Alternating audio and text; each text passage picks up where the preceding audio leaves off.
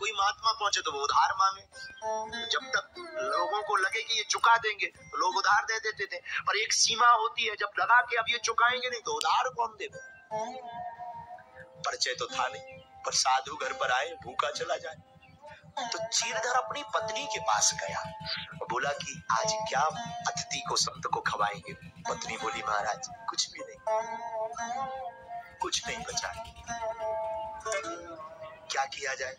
बोले एक काम करो, धन सब चला गया, मेरा सोना भी चला गया, यहाँ तक कि आपने मेरी साड़ियां भी गिरवी रख दी, कुछ तो मिल जाएगा।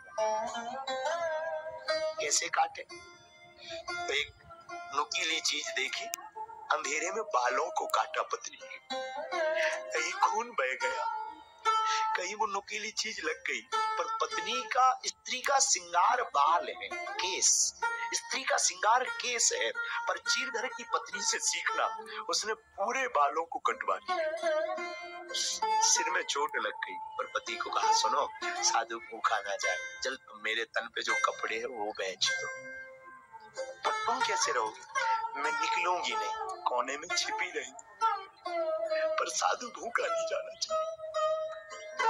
चीरधर की आंखों में आंसू आ गए, पत्नी के चरणों को पकड़कर बोले तू धन्य है, बड़ी धन्य है, मैंने बहुत देखा, पर तू मेरी अर्धांगिनी धन्य है, धन्य है। चीरधर जी रो पड़े और पत्नी के पूरे कपड़े निकाल कर पत्नी कोने में अंधेरे में छिप गई, क्योंकि कपड़ा तन पे नहीं है, दिखूं कैसे।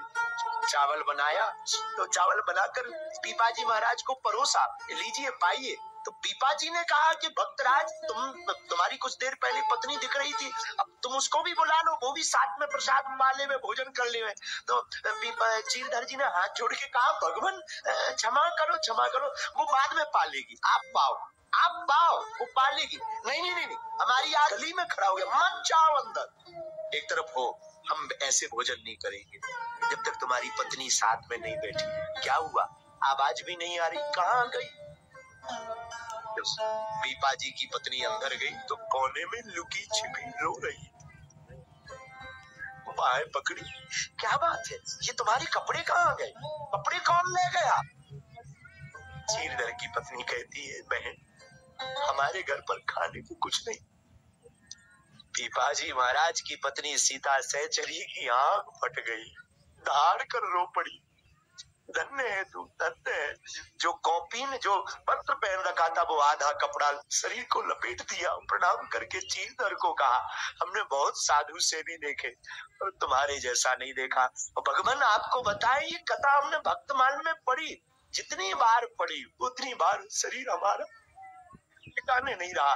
बाद में चीरधर को भी ठाकुर के दर्शन हुआ ने, 4-5 और महात्मा आ गए, रोज की आदत थी भंडारे की, और जहाँ भोजन पाने महात्मा बैठे और प्रसाद लगाया, उन्हीं बीच में चतुर्भुज रूप लेकर